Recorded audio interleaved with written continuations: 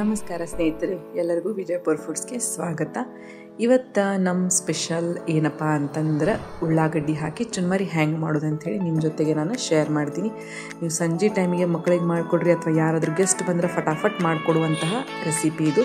So ಅದಕ್ಕಿಂತ ಮುಂಚೆ ನನ್ನ ಚಾನಲ್ ಏನಾದರೂ ಯಾರು ಸಬ್ಸ್ಕ್ರೈಬ್ ಮಾಡಿಲ್ಲ ಪ್ಲೀಸ್ ಸಬ್ಸ್ಕ್ರೈಬ್ ಮಾಡಿರಿ, ಲೈಕ್ ಮಾಡಿರಿ, ನಿಮ್ಮ ಫ್ಯಾಮಿಲಿ ಫ್ರೆಂಡ್ಸ್ ಜೊತೆಗೆ ಶೇರ್ ಮಾಡಿರಿ ಅಂತ ಹೇಳ್ತಾ ಇವತ್ತಿನ ರೆಸಿಪಿ ಹೆಂಗೆ ಮಾಡೋದು ಅಂಥೇಳಿ ಸ್ಟಾರ್ಟ್ ಮಾಡೋಣಂತೆ. ದೊಡ್ಡ ಬೊಗಣಿ ತೊಗೊಂಡಿದ್ದೆ, ಬುಟ್ಟಿ ತೊಗೊಂಡಿದ್ದೆ, ಅದರೊಳಗೆ ಎಣ್ಣೆ ಕಾಯಕ್ಕಿಟ್ಟಿದ್ದೆ, ಆಮೇಲೆ ಹಸಿ ಶೇಂಗಾ ಹಾಕೀನಿ.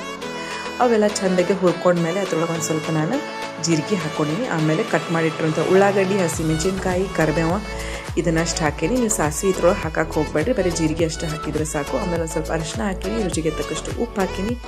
ನಾನಿಲ್ಲೇ ನಮ್ಮ ಮಕ್ಕಳು ಇಷ್ಟಪಡ್ತಾರೆ ಅಂಥೇಳಿ 1.5 ಚಮಚದಷ್ಟು ಸಕ್ಕರೆ ಹಾಕಿದೆ. ನೀವು ಬ್ಯಾಡ್ ಅಂತಂದ್ರೆ ಅದನ್ನು ಸ್ಕಿಪ್ ಮಾಡ್ಕೋಬೋದು, ಬಟ್ ಆದರೂ ಒಂಚೂರು ಸಕ್ಕರೆ ಹಾಕಿರಿ ಟೇಸ್ಟ್ ಚಲೋ ಬರ್ತೈತಿ. ಸೊ ಇದನ್ನೆಲ್ಲ ನೀವು ಫುಲ್ ಚೆಂದಾಗೆ ಫ್ರೈ ಮಾಡ್ಕೊಳ್ಳೋದೇನು ಬೇಡ, ಬರೀ ಒಂದು 2 ನಿಮಿಷ ಚೆಂದಾಗಿ ಎಣ್ಣೆ ಒಂದು ಸ್ವಲ್ಪ ತಾಳಿಸ್ಕೊಂಡ್ರೆ ಸಾಕು. ತಾಳಿಸ್ಕೊಂಡಾದ್ಮೇಲೆ ಇದನ್ನು ಗ್ಯಾಸ್ದಿಂದ ಕೆಳಗಿಳಿಸ್ಕೊರಿ, ಒಂದು ಸ್ವಲ್ಪ ಆರಾಕ ಬಿಡ್ರಿ. ಆರಾಕ ಬಿಟ್ಟ ಮೇಲೆ ಚುನ್ಮರಿ ಏನಿರ್ತಾವಲ್ಲ ಇದ್ರ ಒಳಗೆ ಹಾಕ್ಕೊಂಡು ನೀವು ಒಲಿ ಮೇಲೆ ಹಿಡ್ದನ್ನು ಸಪ್ರೇಟ್ ಇಟ್ಟನ್ನು ನೀವು ಚೆಂದಾಗಿ ಇದನ್ನು ಸ್ವಲ್ಪನ ಚುನ್ಮರಿ ಹಾಕ್ಕೊಂಡು ಮಿಕ್ಸಪ್ ಮಾಡಿರಿ. ಇವನ್ನ ನೀವು ಇಟ್ಟು ತಿನ್ನಕ್ಕೆ ಬರೋಂಗಿಲ್ಲ, ಆಗಿಂದಾಗ ತಿನ್ನಕ್ಕೆ ಭಾಳ ಅಂದ್ರೆ ಭಾಳ ಶಿ ಆಕೈತಿ. ಆಮೇಲೆ ಎಷ್ಟು ಕೊತ್ತಂಬರಿ ನೀವು ಇದಕ್ಕೆ ಹಾಕ್ತಿರಲ್ಲ ಅಷ್ಟು ಚಂದ, ಅಷ್ಟು ಟೇಸ್ಟಿ ಈ ಚುನ್ಮರಿ ಹಾಕವ. ಸ್ನೇಹಿತರೆ, ನೀವು ಈ ರೀತಿ ಚುನ್ಮರಿ ಮಾಡಿ ನೋಡ್ರಿ, ಭಾಳ ಅಂದ್ರೆ ಭಾಳ ಟೇಸ್ಟಿ ಆಕೈತಿ.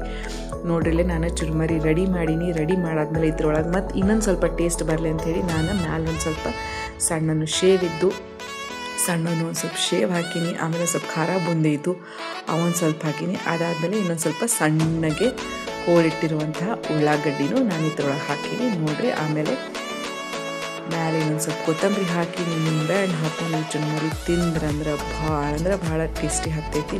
ಸೊ ಡೆಫಿನೆಟ್ಲಿ ನೀವು ಈ ಚುನ್ಮರಿ ಟ್ರೈ ಮಾಡಿ ನೋಡ್ತೀರಿ ಅಂಥೇಳಿ ಅಂದ್ಕೊಳಕತ್ತೀನಿ. ಸೊ ಈ ರೆಸಿಪಿ ನಿಮ್ಗೆ ಲೈಕ್ ಆಗಿತ್ತಂದರೆ ನನಗೆ ಕಮೆಂಟ್ ಮಾಡಿ ಹೇಳ್ರಿ. ನಿಜವಾಗ್ಲೂ ಸ್ನೇಹಿತರೆ ಭಾಳ ಟೇಸ್ಟಿಯಾಗಿತ್ತು, ಮಕ್ಳಿಗೂ ಭಾಳ ಇಷ್ಟ ಆಯಿತು. ಆಮೇಲೆ ನಮ್ಮ ಮನೆಗೆ ಬಂದಿರುವಂತಹ ಅತಿಥಿಗಳಿಗೂ ಈ ರೆಸಿಪಿ ಭಾಳ ಅಂದ್ರೆ ಭಾಳ ಇಷ್ಟ ಆಯಿತು.